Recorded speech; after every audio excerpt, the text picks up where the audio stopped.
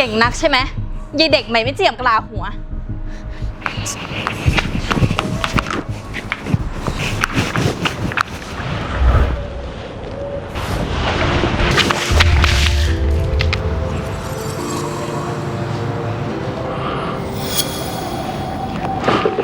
ไอไรเดอร์แค่จะมาเสลอทำไมเนี่ยฮะอ๋อหรือว่ายายเนี่ยมันจะเป็นแฟนของแกสินะแต่ก็อย่างว่าแหละคนจนๆก็ต้องเหมาะกับคนจนๆอยู่แล้วนี่คุณทำไมคุณต้องดูถูกคนอื่นขนาดนี้ด้วยครับคุณพูดจากันดีๆก็ได้แล้วอีกอย่างนะครับผมไม่ใช่แฟนเขาครับผมก็เป็นแค่พลเมืองดีที่กำลังมาช่วยเหลือคนที่จะโดนสาดน้ำเท่านั้นแหละครับ พลเมืองดีงั้นเหรอฉันว่าแกเลิกทำตัวเสลอเป็นคนดีแล้วรีบกลับไปส่งอาหารกระจอกของแกได้แล้วป่ะ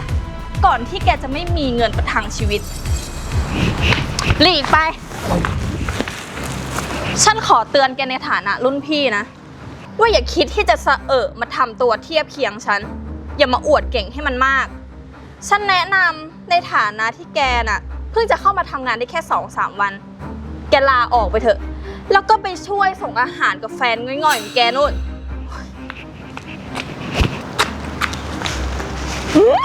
หน้าโดนจริงๆเลยแก่แต่วัยแต่สมองมีไว้ขั้นหูมั้งคุณไม่เป็นไรใช่ไหมครับไม่เป็นไรแล้วคุณมายุ่งเรื่องฉันทำไมเนี่ยคุณเลยโดนด่าไปด้วยเลยโหคุณเห็นคุณกำลังโดนสาดน้ำผมก็ต้องเข้ามาช่วยเหลือสิครับช่างเถอะไปก่อนนะเดี๋ยวเข้างานไม่ทัน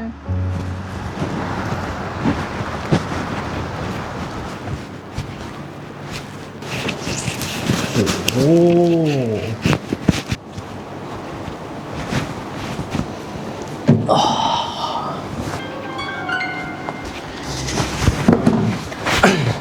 ทำงานที่นี่เหรอเฮ้ยเดี๋ยวสิเรายังไม่ได้คุยกันเลยนะฉันไม่มีอะไรจะคุยกับคุณเฮ้ยเดี๋ยวสิเอางี้ไหมฉันพอจะมีเพื่อนรวยๆอยู่ 2-3 คนเธอลองคุยดูไหมล่ะเพื่อเธอจะมีชีวิตแบบกินหรูอยู่สบายกับเขาบ้างอ่ะ ผ่านมาตั้งหลายปีเนี่ยคุณก็ยังทำตัวเลวทรามเหมือนเดิมเนาะปากหมาทำตัวสะถุนเลวทรามถอยไม่มีการศึกษาไม่มีปัญญาหาเงินในตัวเองถ้าอยู่ในทะเลเนี่ยก็คงเป็นแมงดาตัวพ่อนี่คุณก้าวสิตบฉันสิไอ้หน้าตัวเมียมันที่แกเคยทำกับฉัน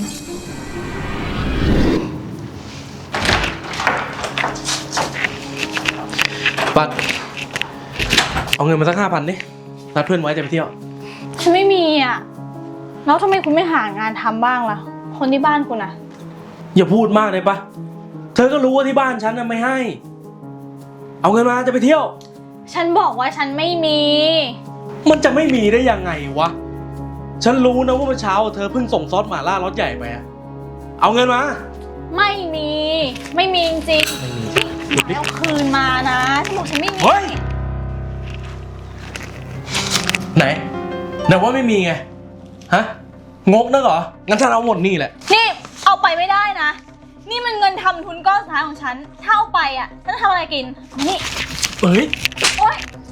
เงินก้อนสุดท้ายกันเหรอฮะนั่นมันก็เป็นปัญหาของแกไม่เกี่ยวกับฉันว่านะเราเลิกกันเถอะแล้วก็ไม่ต้องมายุ่งกันอีกส่วนเงินเนี่ยถือซะว่าเป็นค่าเสียเวลาของฉันกันแล้วกันพี่เอาคืนมานะ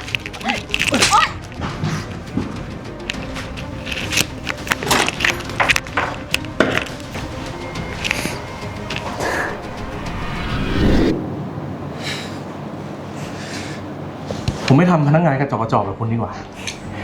เดี๋ยวมือผมจะเปื้อนเปล่าๆถึงฉันจะเป็นพนักงานกระจอกเนี่ยฉันก็มีเงินเข้ากระเป๋าทุกเดือน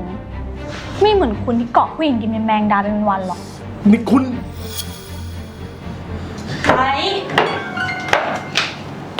มาตั้งแต่เมื่อไหร่คะผมมาเมื่อกี้นี่เองแต่ก็รีบมาไงเพราะว่าผมคิดถึงคุณอะ แหมตุ๊กตาก็คิดถึงคุณมากๆเหมือนกันนั่นแหละ แล้วนี่รู้จักกับพนักงานใหม่ด้วยเหรอคะ อ๋อ เป็นพนักงานกระจอกตอกต่อยอย่างที่คิดจริงๆด้วยเนาะไม่มีอะไรหรอกจ้ะ ก็แค่คนเคยรู้จัก อ๋อ อย่างนี้นี่เอง นี่มันก็เที่ยงแล้วว่าไบร์ทตุ๊กตาหิวข้าว ตุ๊กตาว่าเราไปหาข้าวกินกันเถอะ ถ้าไม่มีอะไรแล้วเนี่ย ขอวางเอกสารก่อนนะ นี่คุณ ขอโทษที พอดีว่ามือมันลั่นน่ะ เธอก็เก็บเอกสารแล้วมาวางไว้ที่โต๊ะฉันเหมือนเดิมนะ ส่วนฉันจะไปกินข้าวกับแฟนของฉัน ส่วนเธอเนี่ยก็คงจะไปกินข้าวกับแฟนไรเดอร์ง่อยๆของเธอสินะ เมื่อกี้คุณว่าไงนะเฮ้ยมันเป็นแฟนเป็นไรเดอร์กันเหรอ ใช่ค่ะ ก็เมื่อเช้าฉันเห็น ทำไมล่ะคะ อ๋อ เปล่าหรอก พี่ก็แค่ว่าก็เหมาะสมกันดี เราไปกินข้าวกันดีกว่าเนอะ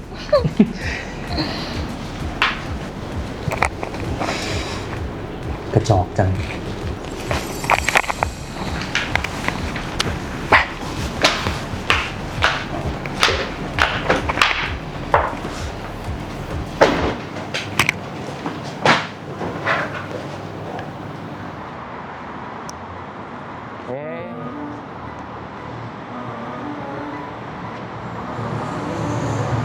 ส่งเค้กก้อนแค่นี้ยังให้ร้องเพลง Happy Birthday อีกแต่จะไม่ทำก็ไม่ได้ซะด้วยติปดีขนาดนี้เป็นบริษัทนี้หรือเปล่าหรือบริษัทไหนวะ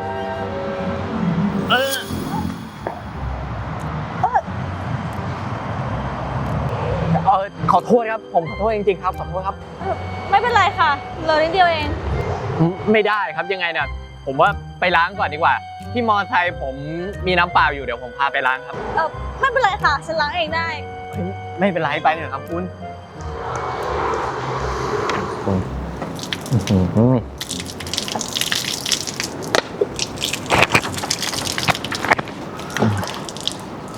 ดีขึ้นหน่อยนะคุณ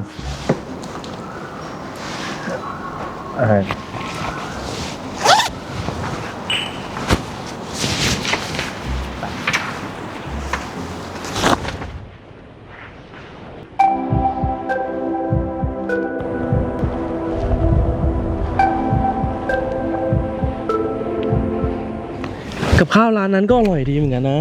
เอาไว้ว่างๆเนี่ย เราไปกินกันอีกเนาะ ได้ค่ะ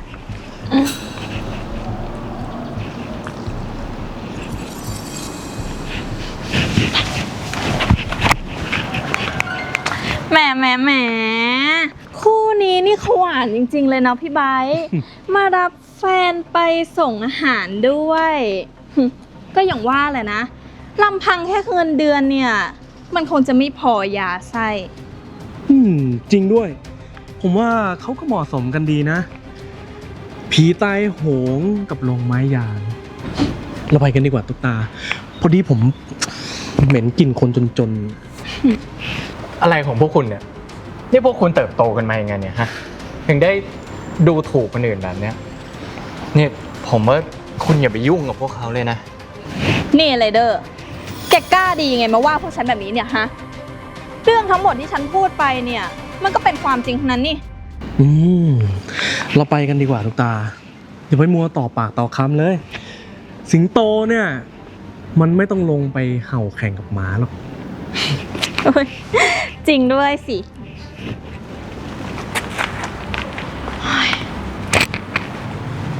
เอ้าคุณรู้ปักอยู่นี่เองผมตั้งหาตั้งนานเมื่อเช้าทำไมให้ผมมาส่งล่ะครับมาเองมันอันตรายนะครับแล้วนี่ไปเอาเสื้อไรเดอร์ที่ไหนมาใส่ครับเนี่ย เชาฉันอยากทำอะไรด้วยตัวเองบ้างอ่ะนายกลับไปก่อนเถอะ ไม่ต้องเป็นห่วงฉัน จะดีเหรอครับ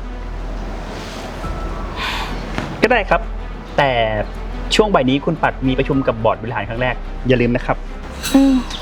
ไปแล้วเรา ตุ๊กตา เมื่อกี้ผมได้ยินไม่ผิดใช่ปะไอคนที่ใส่สูทนั่นเรียกว่า คุณปัดแถมยังประชุมบอร์ดบริหารอะไรอีกด้วยอ่ะ ใช่ คุณนี่ไม่ผิดหรอก แล้วแกเป็นใครกันแน่เนี่ยทำไมถึงมาเป็นพนักงานได้ ถ้าฉันไม่มาทำงานเป็นพนักงานที่นี่เนี่ย ฉันจะเป็น CEO ที่ดีได้ไงล่ะ ถ้าไม่เชื่อ ก็ลองหยิบโทรศัพท์มาเซิร์ชเน็ตหาชื่อฉันดู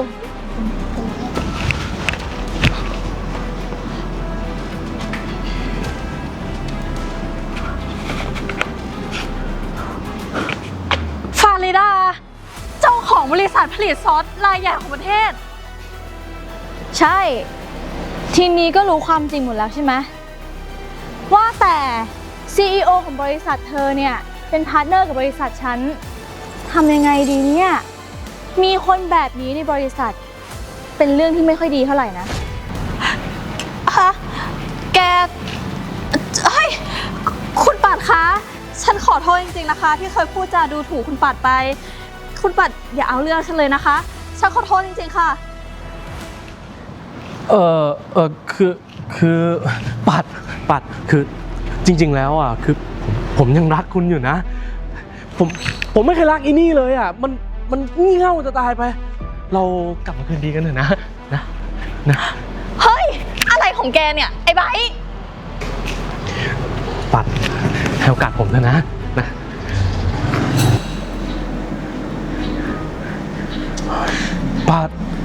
ปัดลูกปัด จะไปไหน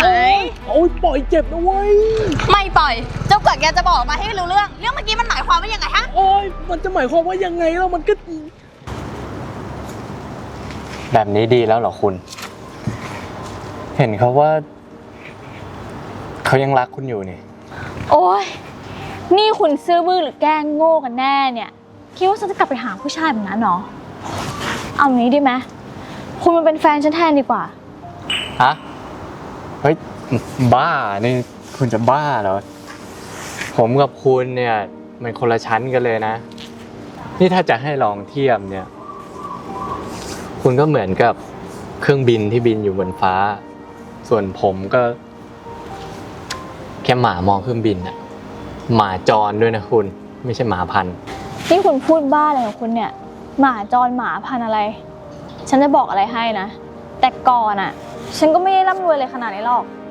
แต่ถึงวันที่ฉันมีทุกอย่างเนี่ย ฉันก็ไม่คิดที่จะดูถูกใครทั้งนั้น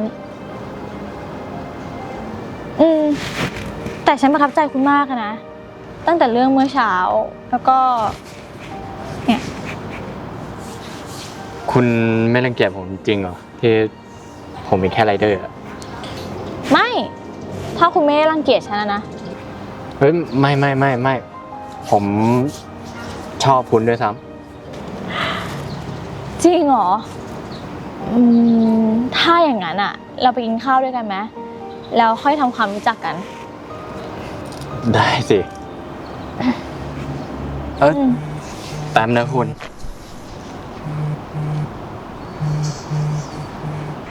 ลูกค้าโทรมา นี่อะไรเนี่ยแกเอาเค้กเพื่อนฉันไปไว้ที่ไหนวะ ฉันบอกให้แกไปแฮปปี้เบิร์ธเดย์เพื่อนฉันไม่ใช่เหรอ แกหายไปแบบเนี้ย คอยดูนะ ฉันจะรายงานแก เอาให้แกโดนไล่ออกไปเลย ผมขอโทษจริงๆนะครับ ขอโทษจริงๆครับ ขอโทษครับ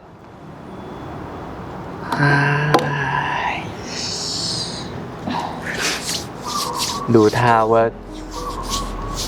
อนาคตไรเดอร์ของผมคงจะจบลงแล้วแหละ เอาหน้าอย่าคิดมากเลย งั้นเราไปทานข้าวด้วยกัน แล้วคุยเรื่องที่นายจะเข้ามาทำงานที่บริษัทฉันดีไหม โอเคครับ ไป